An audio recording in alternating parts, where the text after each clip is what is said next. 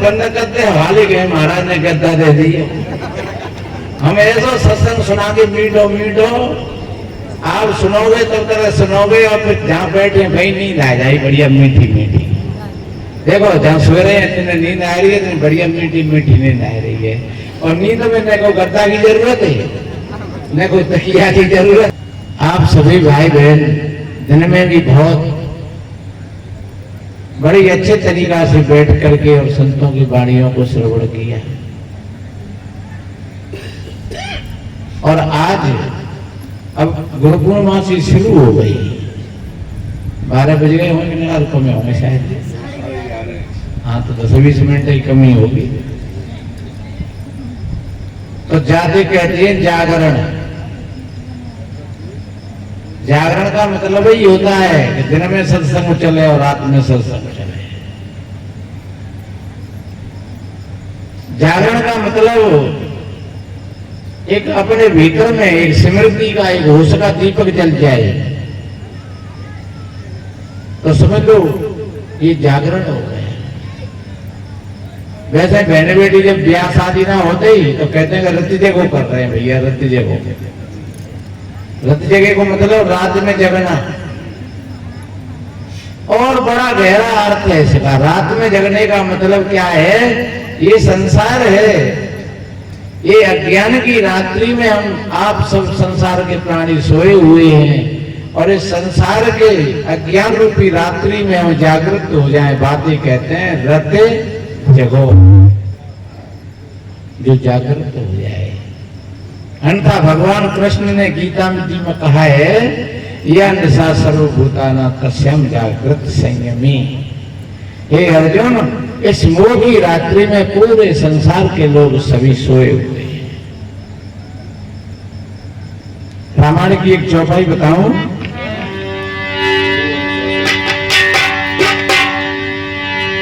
मोहन सारे सब सो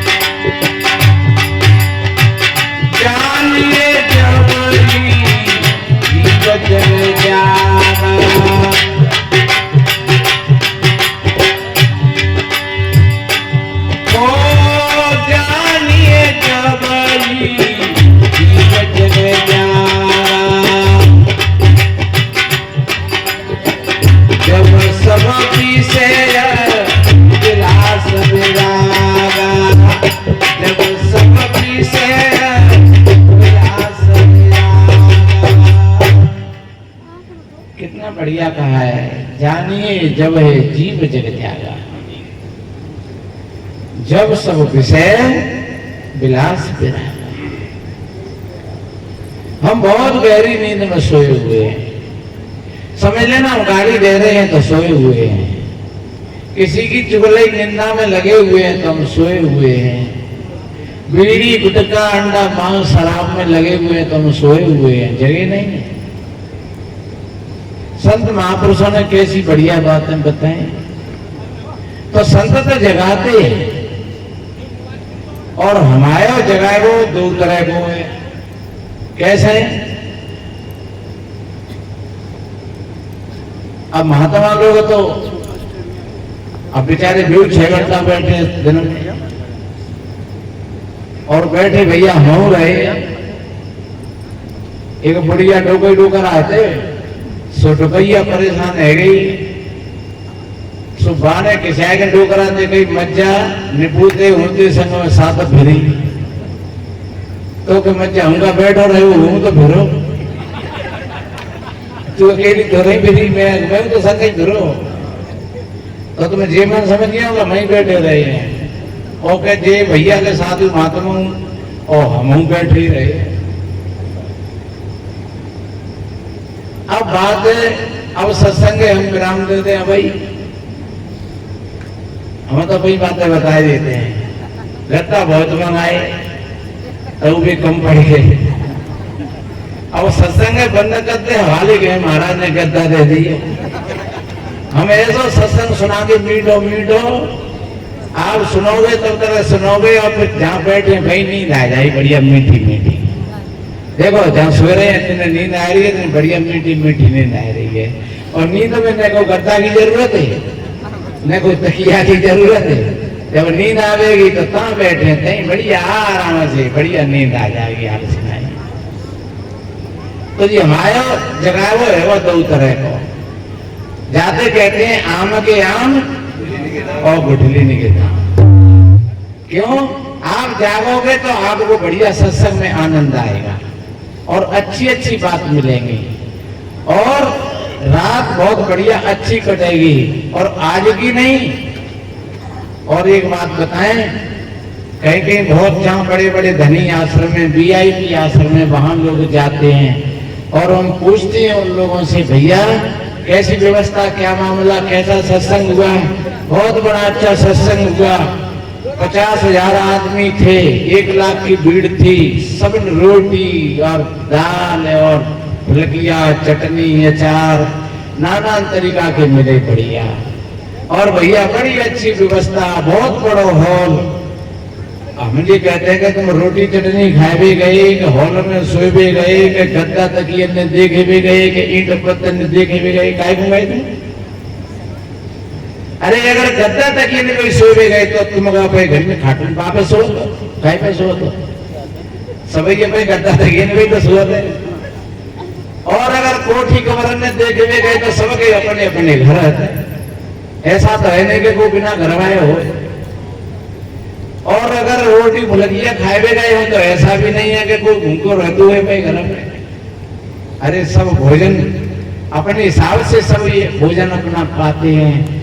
तो मेरे भाई बहनों, वास्तव में जहाँ के संतों के दर्शनों के लिए जाते हैं, सत्संग में जाते हैं, तो वहां न तो कोई खाने पीने की ज्यादा कोई विशेष चॉइस और इच्छा, न कोई सोने बैठने की ज्यादा विशेष कोई चॉइस और इच्छा। हमें अगर इच्छा है, हमें से कोई जाकर के पूछे कि कैसा सत्संग हुआ, तो आप ये कहोगे सत्संग में बड़ा आनंद आया। क्या रोटी बढ़िया मिलेगी? सो कछु नहीं मिलेगी। तो कैसे खाट पीड़ी बढ़िया मिलेगा? सो कछु नहीं मिलो। तो भैया क्या बढ़िया मिलो? सत्संग बढ़िया मिला, बड़ा आनंद आया। संतों ने बहुत बड़ी अच्छी अच्छी बातें बताई, जिन बातों को अगर हम अपने जीवन में धारण कर लें तो आपका जीवन फूलों की तरह से खिलने लगेगा और सारे दुख और दरिद्रता भाग जाएंगे, किनारा कर जाएंगे। ये निश्चिंत बात है। अगर बढ़िया कोई संत महात्मा है, आप उनके पास दर्शनों के लिए जाते हैं और आप उनकी बातों को सुनकर के थोड़ा अमल करते हो, तो मैं कहता हूँ आपकी भय दूर हो जाएगी, आपकी चिंता दूर हो जाएगी, आपका शोक दूर हो जाएगा। क्यों? कि आप जागृत हो जाओगे भीतर से, और थोड़े से भीतर से जागृत होगे तो जो अज्ञान और अंधेरे का भय है वो समाप्त हो जाएगा। वैसे मुझको भी थोड़ा सा भय था। क्यों? ये जो हाथरस में जो हादसा हुआ, चाहे गलती कहूं भी हो, पब्लिक की हो या महात्मा की, तो खैर हम गलती नहीं कह सकते हैं। महात्मा की तो ये गलती है कि जो ऐसा समाज में जो भ्रम फैलाते हैं कि भैया कोई चरणों की धूल ले लेवा को कल्याण ही जाएगा, या कोई दर्शन कर लेवा को कल्याण हो जाएगा।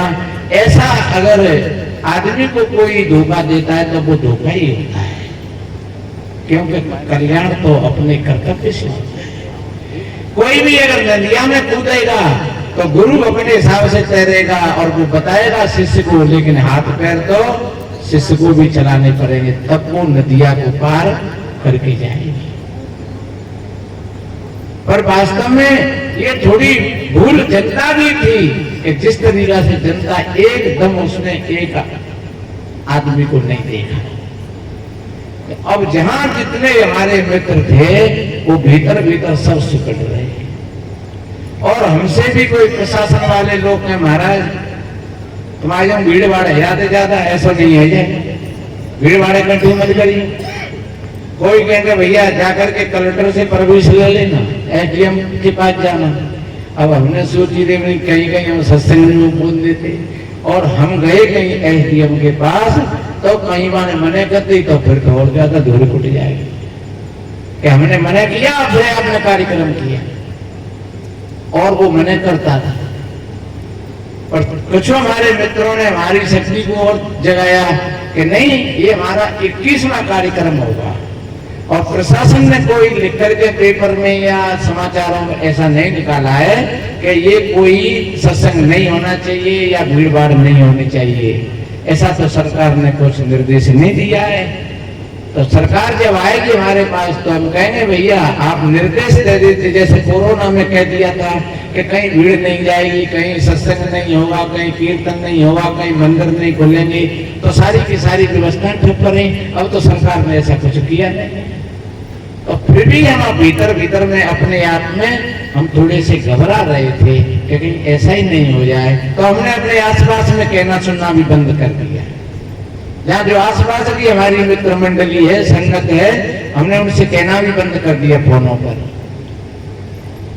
लेकिन फिर भी गुरु महाराज की कृपा, आप इतनी संगत एकत्र हुई और जे भी कृपा गुरु महाराज की कि थोड़ी गर्मी तो पड़ रही है पर 4 बूंदा वही बच जाए तो मामला सभी खत्म हो जाए। या गर्मी को तो हम झेल रहे हैं पर बरसात नहीं झेल पाएगा। इसलिए ये बड़ी बहुत कृपा है और आपको संतों की वाणी बराबर मिल रही है सुनने के लिए। दिन में साहिब जी ने कितना बढ़िया बढ़िया अच्छे भजन सुनाए और मैंने भी कुछ फूटे टूटे शब्दों में निवेदन किया कि हमें बैठ करके देखना चाहिए अपने मन को। जब हम अपने मन का निरीक्षण परीक्षण करेंगे तो निश्चित रूप से हमको अपनी कमजोरियों का पता लग जाएगा कि हम कहाँ कमजोर हैं। भय लग रहा है तो किस चीज का भय है हमको, अगर चिंता है तो किस बात की चिंता है, अगर हमारे भीतर में कोई बीमारी है तो कैसे बीमारी बनी है, अगर कोई विवाद है आपस में तो किस तरीका से विवाद है। अगर आप इस तरीका से थोड़ा थोड़ा विचार करोगे तो आपका बिल्कुल जैसे अनाज का अमनिया हो जाता है, जैसे गेहूं में कंकड़ और कहीं और कुछ होता है और उसको छांट लेते हैं, उसको कहते हैं पीसना कर लिया, ऐसे ही हमारे चित्त का भी पीसना हो जाएगा, निर्मल हो जाएगा, बिल्कुल चित्त एकदम पवित्र हो जाएगा। और पवित्र हो जाएगा इसी को कहते हैं जागरण रत जगो। तो समझ लो आपका ये सत्संग गुरु पूर्णमासी का पर्व बहुत बड़ा सार्थक होगा। ये भजन है कितना आप भाई बहनों ने सुना है कितनी बार और मैं सुना हूं, देखो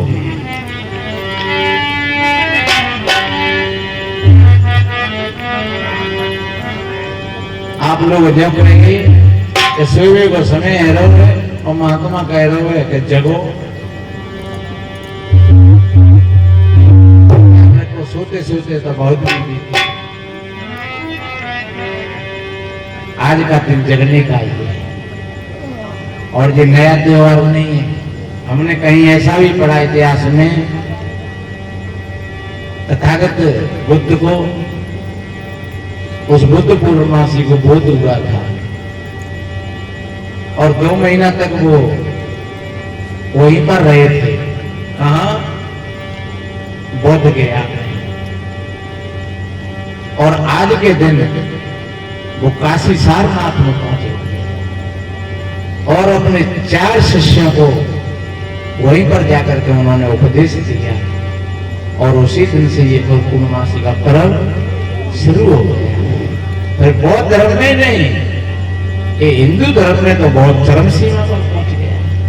हमारे शंकराचार्य आदियों बड़े बड़े महर्षियों ने फिर उस गुरु पूर्णमासी के महत्व को स्वीकार किया। तो सज्जनों आज भी ये परंपरा है गुरु पूर्णमासी, जहाँ तथागत बुद्ध के माध्यम से 4 शिष्यों को ज्ञान हुआ था। और ज्ञान का अर्थ क्या होता है? ज्ञान का अर्थ ये मन समझ लेना कि कोई ज्यादा भजन गा ले तो वो ज्ञानी हो, या कोई हमसे से ज्यादा प्रवचन कर ले तो वो ज्ञानी हो। ज्ञान का अर्थ होता है एक अंदर में, हमारे भीतर में होश की, हमारे भीतर की स्मृति जागृत हो जाए, होश का दीपक जल जाए, तो समझ लो आपका जीवन सार्थक हो गया। सोना तो रोज का है, और हम शरीर के सोने की बात नहीं कर रहे हैं। अगर कहोगे ज्यादा नींद आवेगी तो वो तो मैंने पहले ही कह दी कि ज्यादा नींद आवेगी तो वहां पर वहीं सो जाओ, हार सुनाई बढ़िया मीठी मीठी नींद आवेगी। कोई शायद ऐसा भी कह रहे होंगे, भजन तो सुनाऊंगा मैं, एक बात और मेरे ध्यान में आ गई है, भजन तो आप सुनते ही रहते हो। एक करकेटा की और गिलाई की आ रही थी,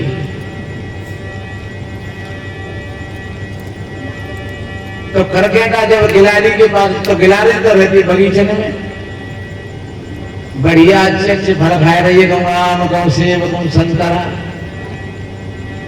और करकेटा तो सूखे बंगूर पे टमाटर मारते रहते।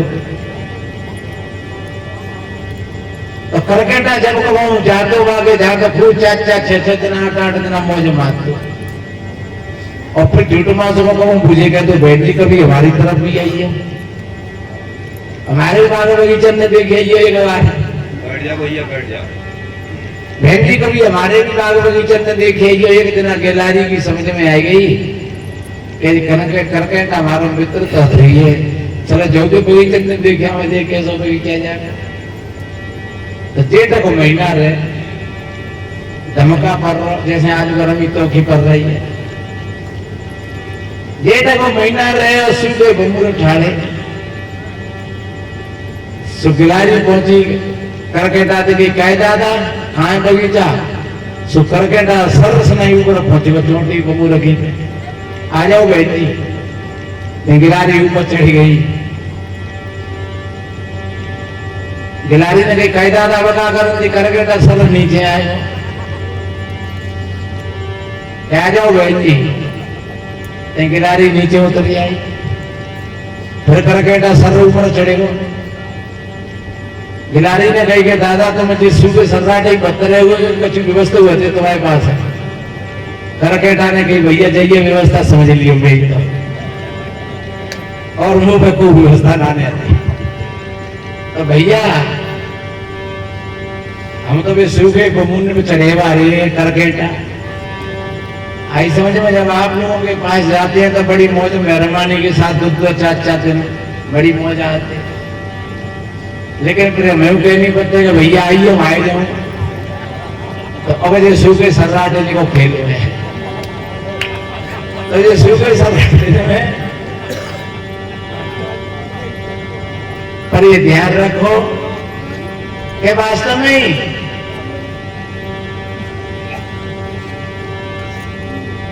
हरियाली में तो सब कोई जीवन जी लेता है, और जो सूखे सर्राटे में उसो ने एक जगह चर्चा करी है कबीर के बारे में, कि कबीर एक सूखे झाड़ थे और बुद्ध एक बगीचा के गुलाब थे। बगीचा का गुलाब तो थोड़ी सी धूप में कोयला सकता है, लेकिन सूखो झाड़ बाबू का को मिला वो तो सूखो, और बाबू उज्जो तो कपड़ा तो तन फाड़ लेता। तो इसलिए मेरे बहन भाइयों जीवन ऐसा ही होना चाहिए, कभी हरे भरे में है तो फिर कभी सूखे सर्राटे में हो, तो आपके जीवन में कभी भी और किसी प्रकार की कोई ऐसी स्थिति नहीं बनेगी कि आपको परेशान होना पड़े। इसलिए संत जगाते हैं। मैंने बोला था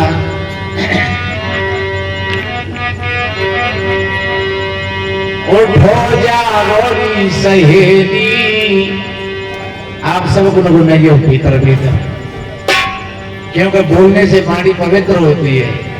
और देखो आप सावधान होगा कि नहीं, आप सोच रहे होंगे भजन तो अच्छा आएगा, क्योंकि मेरे से कई बहन बेटी ने कही आज बाबा भजन सुनाई दिया। चलो वक्त आएगा तो देखें, कोशिश करें। और ये बहुत बड़ा धार्मिक भजन है, ये आध्यात्मिक रसों से भरा हुआ है। इसको आप 50 बार दिन में गाइए और इसके अर्थों पर विचार करिए, आपके जीवन में अमृत की वर्षा हो। कितना बढ़िया का है।